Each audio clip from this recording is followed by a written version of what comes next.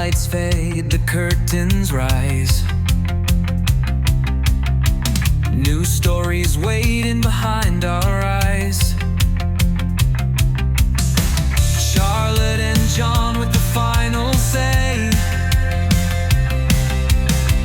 breaking down the screens in their own way.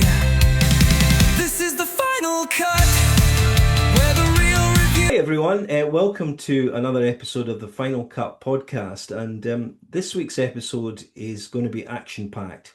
Literally action-packed, because we're talking to a very distinguished stunt performer, what used to be known in the business as a stuntman, but I guess in these days as a stunt performer or even stunt actor, and that is Brian Hite. Now Brian is not only a professional stunt performer, he's also a PhD and an academic, so uniquely he combines both the world of academia and stunt performance. And he got his start, I think, since the mid-1990s, working in over 100 film and TV programs, many of them that you will know of, stretching back to the 90s and 2000s with Buffy the Vampire Slayer, 24, for which he was nominated as part of the stunt ensemble for a Screen Actors Guild Award, and I believe won an award. And he has also more recently been working on films such as the Twilight saga, Haunted Mansion, and bang up to date on the new Superman movie, which has just been released. So I'll be interested to get the lowdown from him on that. So in addition to these many credits that he's got working in Hollywood as a stunt performer, Brian, as I say, also moved into academia, and he holds a PhD in organizational psychology as well as a master's in sports psychology. And so very interestingly, his life as a stunt performer has segued into looking at the ways in which performance across all various fields can be enhanced through aspects such as resilience, motivation, and mental toughness. In other words, all the things you really need as a stunt performer to be able to function in a high stakes, high pressure environment. Not only that, Brian's also spent over a decade of experience teaching US Army soldiers and other military personnel mental skills for resilience and performance enhancement. So very much taking the world of fantasy of the movies and bringing it bang into our reality. As well as that, Brian's also a senior dissertation chair at Grand Canyon University in Arizona, and also is the founder of Brian Hite Global, which it helps to sort of provide resilience and performance management training for all sorts of different clients. And not only that, he co-hosts a podcast called Poking Holes in Blinders. So a very busy man, and so we're delighted that Brian can join us today. So welcome, Brian, to the Final Cut podcast. Thank you very much for having me. I appreciate it. No problem at all. So, Brian, can we take you right back to the very beginning? How did you get into this world of stunt performing? Well, it's interesting. I I got into stunts when I was in college, and I had a friend who was the company manager of the Batman stunt show at a Six Flags, a theme park in New Jersey, where I was going to college. And he got us tickets to see the show, and I went in, and I don't even know how to describe it, from the first minute. I mean, when the show first started, this big explosion went off, and these motorcycles jumped out of this place, and I was captivated. I was mesmerized. And at the time, I was about halfway through college. I'd gone for 2 years. I had another 2 years to go. But I had no idea what I wanted to be when I got out of college. I had no idea what job I wanted to pursue. I'd spent a lot of time trying to figure that out, and being halfway through and having no clue, there was a little bit of anxiety building up with regard to, all right, well, what's next? And as soon as I saw that show, I knew what was next. And I went backstage and I talked to the performers. I said, how do you get this job? And they described what I needed to do. I did it, and the next summer I was performing in that show. And it was the best summer of my life. I learned so much. I got really good on a motorcycle. I learned high falls. I learned fights. I learned some driving stuff.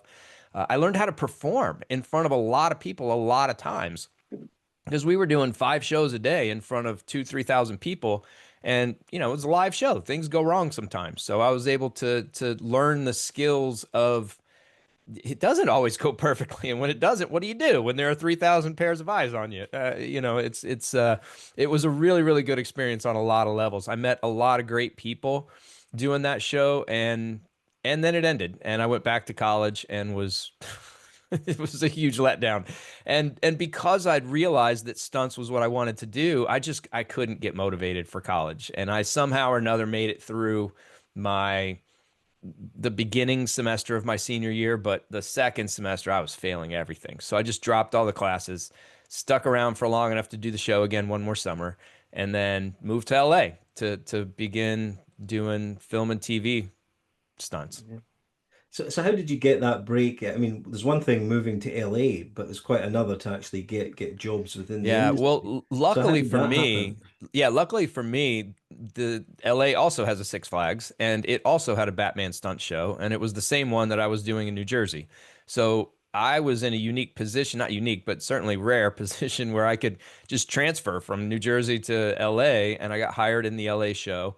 And in there, that's where I met my cohort. And it really is that's like it's like a class in college, you know. It is a cohort. We've come up in the business together. The people you mentioned Superman. The only reason I was on that show was because one of the stunt coordinators, I met him at the Batman show. He was Batman, I was Robin. Stranger Things is another TV show I've worked on. That stunt coordinator, second unit director, again, we met at the Batman show. We were roommates for 2.5 years. I worked on there was a Star Wars show too that came out. I forget what the name of that was. Skeleton Crew. The stunt coordinator, assistant Mm. stunt coordinator on there.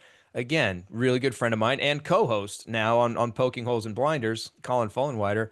We met at the Batman show. So it's all of these people. Haunted Mansion, same thing. Tom Williams, Colin, all those. It's just people that I met in that show, and we came into the business together, and we've continued to move up the ladder together to varying degrees. Or if you want to be a filmmaker, it's quite clear that you go to film school, and that there is a quite clear career path. Whereas I feel with stunting that there isn't the same with stunt school, or that getting into Yeah. the Yes, being I a understand your stuntman. question now. Yeah. Yeah. And it's interesting you put it like that too, because I have a talk called Always on the Path, and it addresses the concept that you talk about right there, which is there's a clear path to becoming a filmmaker. You can go to this school, they teach you the things, you go into the business, you start. But even that, I would argue, if you were to talk to the professional filmmakers out in the world, I would argue probably a very small percentage of them took that path. They came out of high school, they went to university, they went to a film school, they graduated, they got into film. Most people get into it a different way, just like I did with stunts. There is no, I get asked all the time, how did you get to be a stuntman? I still don't, I don't know how to answer the question. I can tell you how I did it, and that's what I just did. But I mean, there are people who were professional athletes. There are people who were in the Olympics. There are people who were in the military or who were in the police. I mean, just people come from a variety of backgrounds. And for whatever reason, they gravitate towards stunts, and they're lucky enough. Luck plays a huge role in it because stunts isn't a popular thing. It's not something you can just, look online like, okay, who give me the phone number of a stuntman who can tell me all about how to be a stunt person.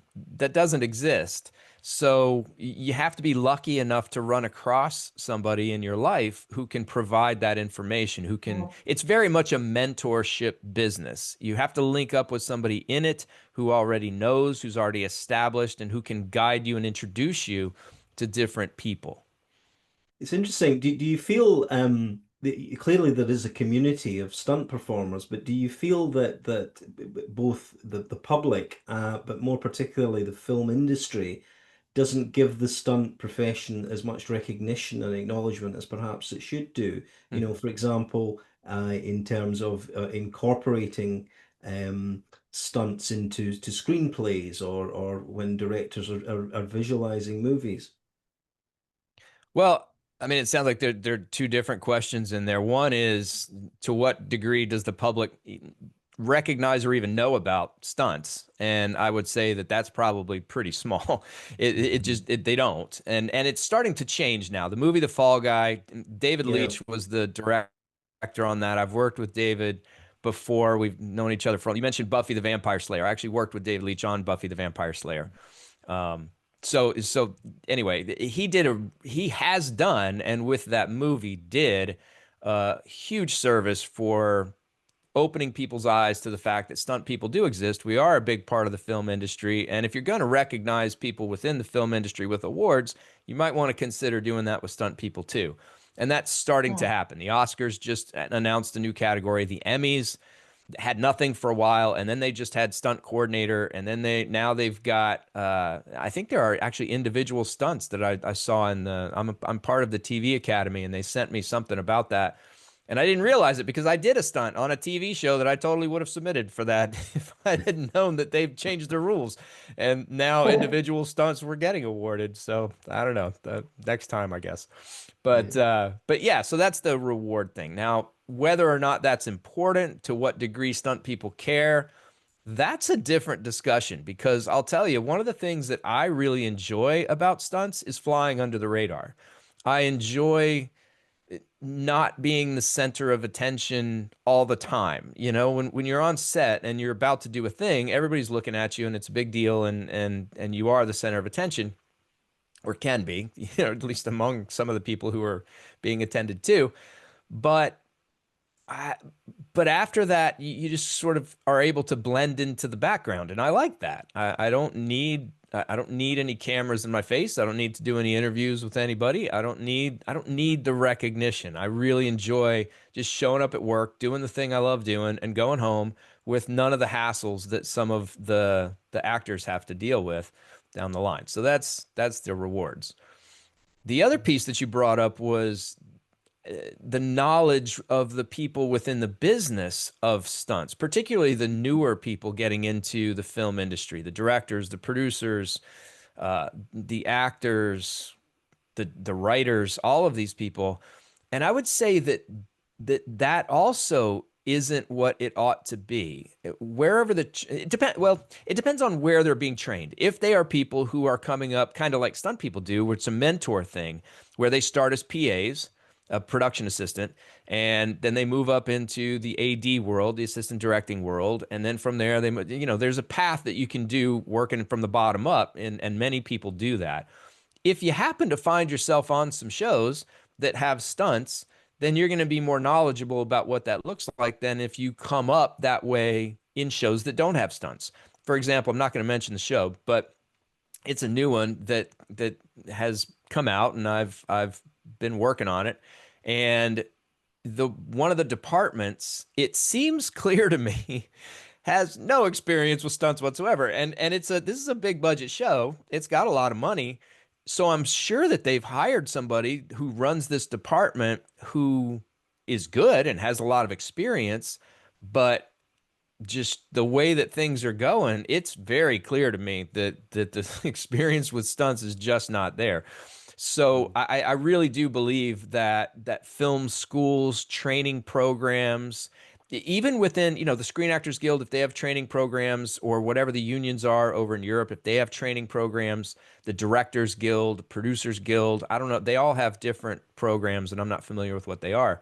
But yes, if people could be educated about what is a stunt, how do I even know if the thing is a stunt? Or, what is a stunt coordinator, and what does the stunt coordinator do? How do I know if I need a stunt coordinator? How do I use a stunt coordinator if I'm a producer or a director? How do I budget for stunts? How do I try to calculate how much time scenes are going to take when they involve stunts? All of these things are, and even from a writing standpoint, a lot of times writers are forced to write to budgets. It's like, we got this amount of money, so write me a script that we can actually do for this amount of money. Well, if you're putting in stunts and you don't know how much that stuff's going to cost, it's very hard to write the script accurately. So we could save everybody a lot of time, effort, and energy if they just knew out of the gate that if there's a car chase, then it's going to cost probably about this much money if you're shooting in this location, and that would be easier. So that sounds like that hit what your questions were, but if I didn't, please let me know. No, that was exactly it. So, because I wanted to ask you about your approach to stunt, because apparently you have a very interesting approach with combining psychology and the stunt performance. And or is it this something you teach? I'm interested because I'm a psychologist, so, and I think there is a lot of psychology behind stunt and how people interact together and that sort of thing. I wonder if you could elaborate on that. Yeah, that's been an interesting journey because when I started doing stunts, my experience with psychology was a high school class and majoring in psychology in college that I didn't graduate from.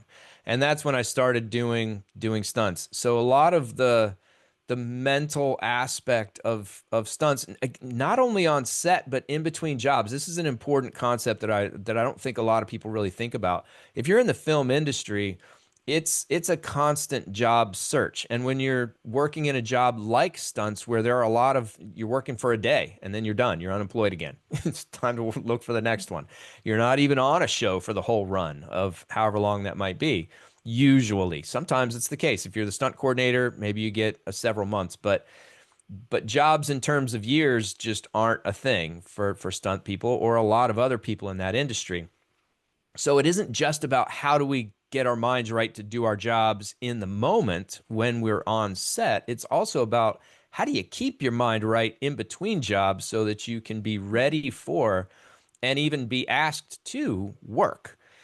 So that was just stuff that I kind of had to figure out. Now, it was about, I guess, I moved to Los Angeles in 1996 and I started my master's program in 2004. So it was about 8 years of that. Now, once I started the master's program, then that was, it's like going from black and white to color. I had all of a sudden new information that was broken down systematically and where I had frameworks that I could filter my experiences through and different skills and concepts and techniques that I was learning that I could apply immediately in that work environment. And that was a pretty amazing experience. So it was not academics for academics' sake. It really was something that I by the way, I enrolled in the master's program because I enjoy psychology. I enjoy the mind. It's really interesting to me.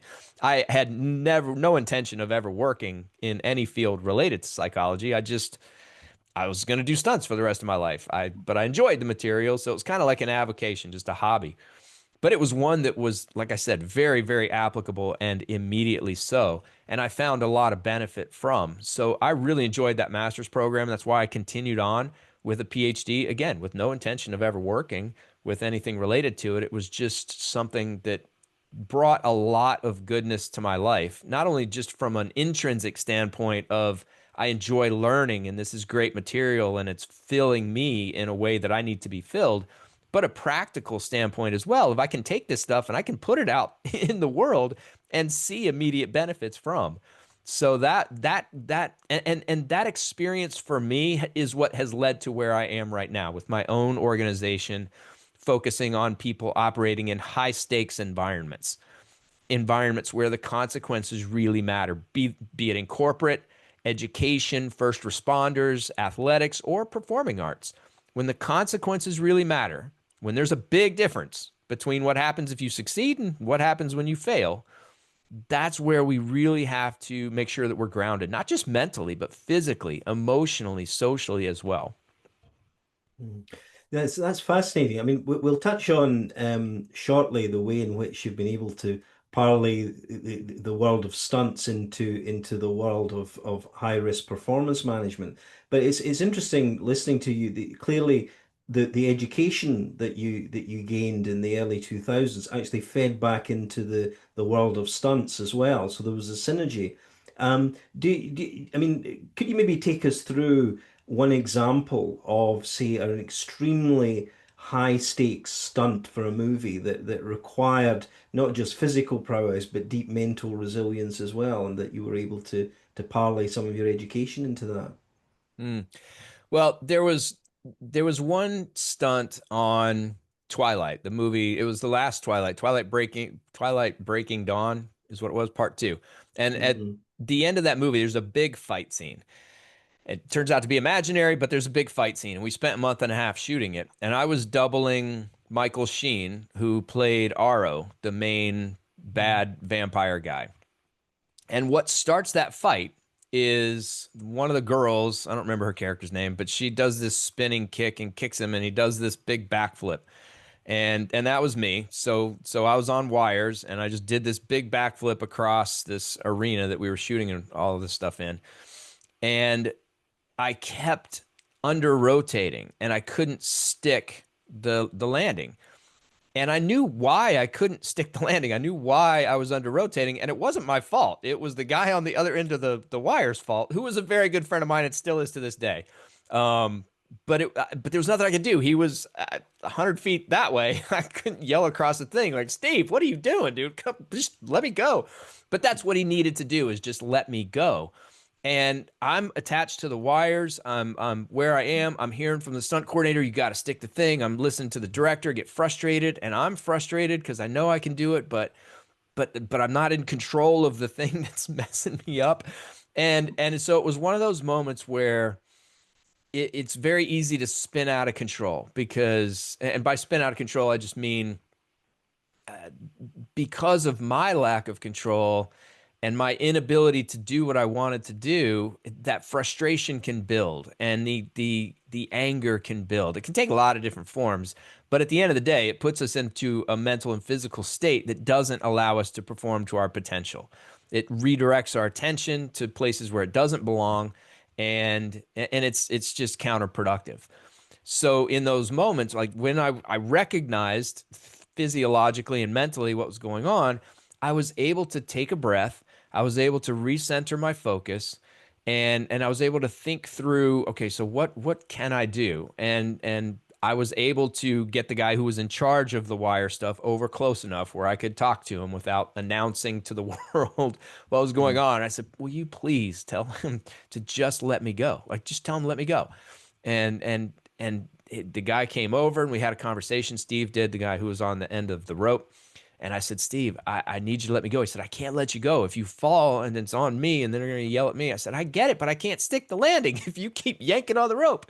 But I was able to have that conversation with him in a calm way that touched on exactly what we needed to discuss, not in an emotional, accusatory. It was just, here's the situation. Here's the physics of the whole thing.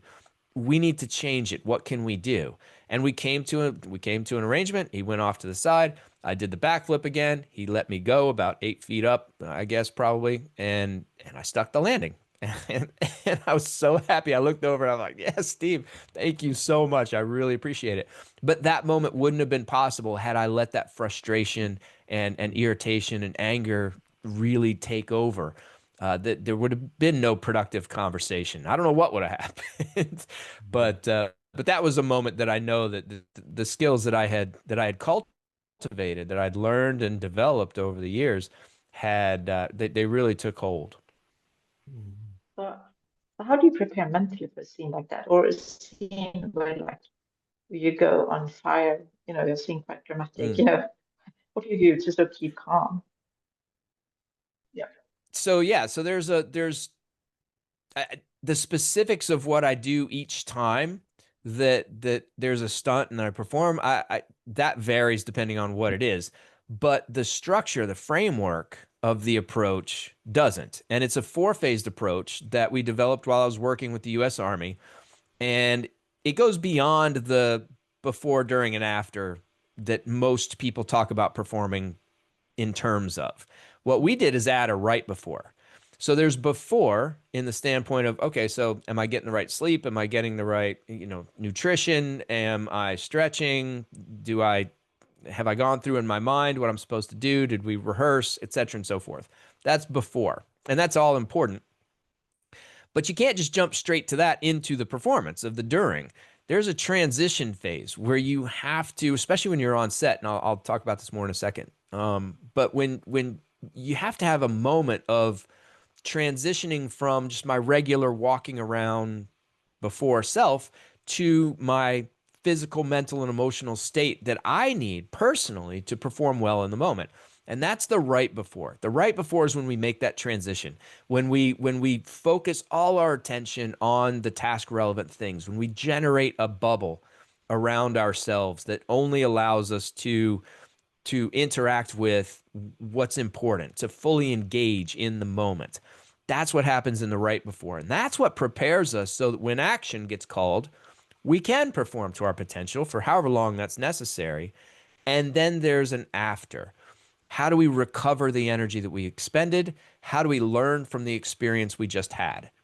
So those are the 4 phases. And that's the structure that I use all the time. And I say it's important on set because the typical day is I'll show up and I check in with somebody and they show me to my trailer and I'll put on wardrobe if it's in there, go get some breakfast, if that's available, depending on the call time.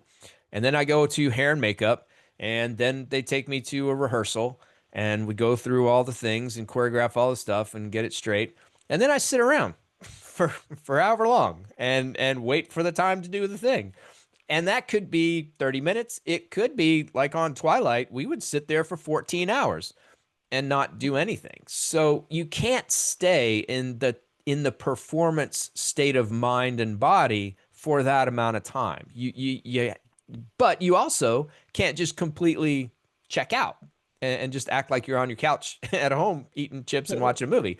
So there has to be a balance, and that's the before for me. So I'll read, I'll talk to people, but I'll also take a few minutes and do some mental imagery or go through the choreography physically, mentally, however I do it, whatever it is that's going to happen. And then I'll go back to talking to people again or reading or listening to music or whatever. But then what I'll hear is, all right, Brian, we're ready for you on set. That's my cue to transition to the right before. So now there is no reading. There are no task irrelevant conversations happening. It's all about what's getting ready to happen now. And then we do it, and then we can recover. And that's a cycle that can happen from show to show. It can happen from take to take, which is also an important thing. So once a take is done, you might have to do the thing again. So you start back over again. You get in the right before, you make sure your mind is right, make sure your body is right, so that you don't fall into the take 2 problems. Because that is one of the issues that stunt people face a lot, is we'll get, especially when it's a dangerous stunt, when there's really, there is some risk and it does take there's some nuance involved. You really put a lot of attention and time into getting it right the first time. And then it goes right and everybody cheers and it feels great and there's this big release. And then they say, all right, well, now we need to do it again. Sometimes it's hard for people to recover from that and get themselves back into that place where they were when they did it right. And that causes problems. Then injuries happen. And that's a regular, unfortunately, thing. So this 4-phased approach is a way that I've found that I can lean on personally to help me reset very quickly after takes, after performances, and I found it very valuable. Yeah. Can I ask, before we move on to your other work, in the real world, as it were, is what would you reckon is the most dangerous stunt that you've ever been involved in the movies and TV? Well, there have been quite a few, but the one that I don't know how to answer which one's the most dangerous, but I'll tell you which one scared me the most, and it's not one that as I describe it's going to sound very scary. It was just, I was on this TV show. It was a show on ABC. It was a network show. It was a pretty big show. It was very popular. And I was running across this roof and I was doubling an actor. And so I'd run across the roof and just jump up on this ledge. It was maybe 2 feet high, probably about a foot wide. It wasn't a hard jump. It wasn't a high ledge. It was something that I could do in my sleep pretty much. But what made it scary is that on the other side of that ledge was a 50-foot drop down to pavement, and I wasn't attached to anything, and there was nothing below me. Like, there was no safety precaution whatsoever. So as I'm running across this roof and I jump up on this ledge, had I caught a toe, had I, screwed up some kind of way, I was probably going to die. And that's just the reality of it. So that was the one that scared me the most. And I did it a few times and it went fine. Obviously, I'm sitting here talking to you, so I didn't die. It went okay. But I'll tell you, it's a very basic thing. And it's one of the things that I use in my examples when I tell stories around pressure, because pressure comes from a focus on consequences, on what follows if I screw up then. Or even if I succeed, then whatever follows the then, if that's where my attention is, that's where pressure comes from when those stakes are high. And so even though it was an easy stunt, I mean, an easy action. It's like the same thing where if you tell somebody to walk a line on the ground, they have no problem. If you tell them to walk a line 30 feet in the air, big problem. It's the same. What it requires to walk a line 30 feet in the air is the exact same thing it requires to walk a line on the ground. It's not different. The skill set it doesn't change at all, but just the consequences do. And if that's where our attention is, then that's where the pressure lies. So in this particular case, it wasn't the stunt that was very hard. It was a very easy thing to do. But the potential consequences of messing it up created some of that pressure that I experienced. So that's a perfect example of how pressure is not inherent in the moment. It is about our perception, where our attention is. Interesting. So you go back to your day to day. So I believe you teach in performance and resilience training. Is that correct? Courses on that, yeah. Yeah, well, And luckily I get to do a lot of things. I have some keynotes that I give. I have workshops that I do. I work on retainer for some first responder organizations, corporations. And I have some intensives, some 6-week intensives I do with performing artists and athletes, as well as some individual coaching as well. So I'm got my hands in a lot of things, but the overall umbrella is high stakes performance environments. And I use that term intentionally, not high pressure environments, not high stress environments. Stress and pressure are the result of our perceptions of the situations we find ourselves in. It is not the circumstances and situations. This goes back to Stoic philosophers 2,000 years ago, when Epictetus said, it's not events that disturb us. It's our judgment of those events that disturb us. And, cognitive psychologists, Aaron Beck and the other guy, I'm blanking on his name, they knew that. They read the Stoics, and this is where cognitive psychology came from. So what I'm saying isn't new. It's not new stuff. I don't claim it to be Brian Hite's head magic, but it is something that has been lost, I believe, in the performance world. We do talk like stress and pressure are inevitable aspects of certain types of situations where if you find yourself in this environment, you will experience stress or pressure. And so your job is to figure out how to perform with stress and pressure. My approach is completely different. I say, no, stress and pressure are not inevitable, and they're certainly not helpful. So the trick isn't to learn to perform with them. It's to perform without them. So how do we eliminate stress and pressure in these moments so that we can be at our best? do you ever, I'm very interested in mindfulness and practices. Do you ever put them into your techniques? Yeah, I have a book. It's called Begin In terms Again, of, Utilize the Wisdom of Eastern and Western Ideologies to Achieve Your Full Potential. And that Eastern side, it's really interesting to me how the Bhagavad Gita and some of the sutras and the Upanishads, like there's so much wisdom in the Eastern text Taoism, the Tao Te Ching, that overlaps with a lot of the Western philosophy and aligns with very recent research in many different scientific fields. All of that's fascinating to me. So yes, mindfulness is one of those things where the present moment, this is our reality. This is the time when you can actually affect change. This is one of the things I tell people about pressure, because pressure is the result of our attention being on the potential consequences, meaning on the future, on the imaginary things that might happen. Pressure is the result of misaligned attention. What we need to do is get attention off the future back into the present moment, because the future is going to be created by what happens now. So if the consequences really are important, if they really do matter to you, well, that's fine. But what's going to determine, the extent to which you're going to succeed or not that's going to happen right now in this moment. So we have to be able to center ourselves and fully immerse ourselves in this present moment. And obviously, you've taken that insight and you've worked, for example, with the military. I mean, I noticed that you're a member of an organization called GSOF, Global Special Operations Forces, where it's trying to encourage the military to help resolve issues all around the world. So can you maybe talk us through how you've helped the military? I presume the US military. Yeah. I worked as a contractor for the U.S. Army, and And I guess there were two lines of effort with that one. One was traditional sport performance psychology, meaning for whatever performance we're talking about, how do you get your mind right so that you can perform to your best, to the best of your ability in that moment? So if we're talking about shooting, um, medical tasks, clearing a building, whatever it is, there's a certain performance. How do you help people be consistently good at that? That's one line of effort.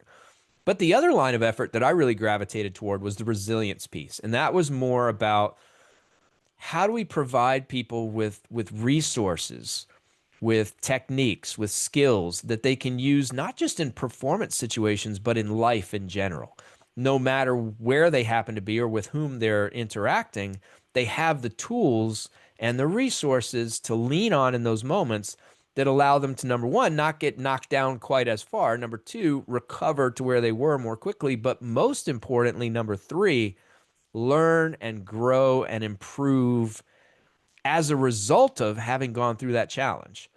So for me, that's what resilience is. It isn't just about preventing being knocked down when bad things happen or recovering to where we were. It's about growth. It's about improvement. It's about developing wisdom through that experience that benefits us down the road. Mhm. And so how's that had direct applications to the US military then? Well, it depends on I mean, the resilient stuff that was very generalized because they're just people. Like, I mean, the military, how does it apply to the military? Well, military life can be challenging on a lot of levels, and it depends on whether you're 18 and a private versus 40 and a colonel as to what those challenges are. But there are challenges all the way up the chain. So the resilience is more, it's a broader generalized approach to being able to handle life. Now, how did it affect the other people, the performance side of things? Consistency and improved efficiency with training was really what we targeted. So you can get people better faster, and you can keep them more consistent. So you stop the up and down, volatile, uncertain performance days. You can help people have things that they can lean on, like the four-phased approach that I was talking about. It doesn't matter what set I'm on or what stunt I'm doing. The individual things I do within each of those phases might change, but the structure itself grounds me in a way that allows me to set conditions for my performance to be the best that I can. And that's really going back to the Eastern stuff we were talking about. That's how I think about it. I think about it as, how can I help people set conditions that maximize the likelihood of success? Because whatever manifests because conditions are right for it to manifest. I notice, I mean, you guys have the screens up, so I don't know. Maybe there's grass growing on the walls behind you, but my guess is probably not. But if you were to go outside, there is grass growing on the ground. Why? Because conditions are right for grass to grow on the ground and not on the wall behind you. And performance is the same way. We need to create the conditions that allow us to be at our best, physically, mentally, emotionally, socially. Create conditions that let us perform to the best of our abilities, no matter where we are. What would you say to your 21-year-old self? What advice would you have given? And also for young people nowadays, but what sort of advice, if you could have Yeah, go back? this is well, that'll take me back to the always on the path talk, because the best advice that I can give is that there is no path. We create our own path. Every step that we take, the path manifests underneath us. There is no path in front of us. There is a path behind us. We can turn around and look to see where we've been and how all the different things connected to get us where we are. But there is no path in front of us. We generate that with every choice we make, with every breath that comes out of our bodies, every step that we take forward, that generates the path for us. And I say that because I've talked to so many kids who get wrapped around, well, if I don't get the right test score, or I don't get into the right university, or I don't get the right position in this company, then my whole career path is going to be, shot to hell. I'm not going to be able to do anything anymore. And that's just wrong. There are many, many ways to get to wherever we're going to be. And regardless of whether experiences are pleasant or unpleasant, they are experiences that we have that make us who we are. So we are always on our path. We are never off of it. And if I'd known that advice, I would have experienced a whole lot. I may not have even gone to college at all, but I would have experienced a whole lot less anxiety while I was in college when I had those moments. I don't know what's next. I knew I was supposed to go to high school, and then I was supposed to go to college, and then I was supposed to get a job, but now I'm stuck. I'm off this path because I don't know where I'm supposed to go next. That was the absolute wrong way of thinking about it, and anything that I can do to change anybody's mind around perceiving life that way, I will do in a heartbeat. Well, that's certainly great advice. One final question from me. You mentioned before about work that you're doing at the moment where you were unsure about whether they knew about stunts, and I just wanted to sort of touch on what you think, where you think the current industry is in Hollywood, because obviously we've got the rise of the streamers, big tech, Netflix, Apple, and so on.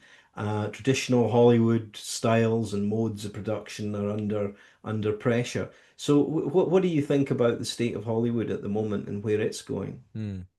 Well, the And AI. American Hollywood, I think, is a big mess. I think that that there have been a lot of challenges with the unions. I think that the technology that allows people to shoot things pretty much wherever, it's not as big a production anymore. You don't need as much stuff. You don't need as strong an infrastructure. You can create some pretty good content with minimal equipment and minimal people in a lot of different places, and that's opened the industry up a lot.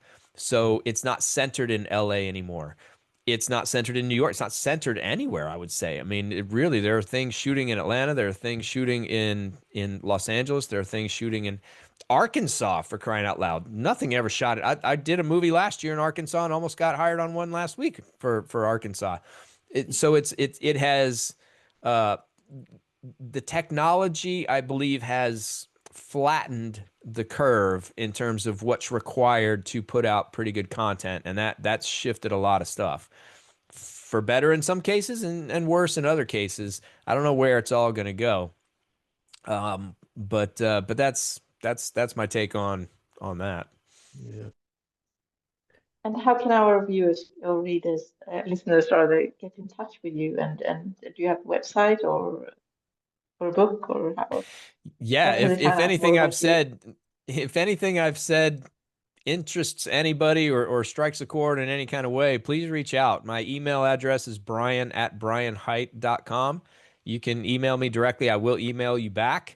Mention this podcast. That would be really helpful. Give you some discounts on some stuff. But if you just want to talk about things, I mean, you can go to my website, www.brianhiteglobal.com, and you can schedule a discovery call. We'll talk about whatever the issues are. But this is all stuff that stress, pressure, motivation, burnout, these are all issues that I've struggled with over the years, and through the experiences that I've had with stunts, with the military, with academia, I've come to a place where I'm a lot more comfortable with those things, particularly in high stakes environments, than I ever have been.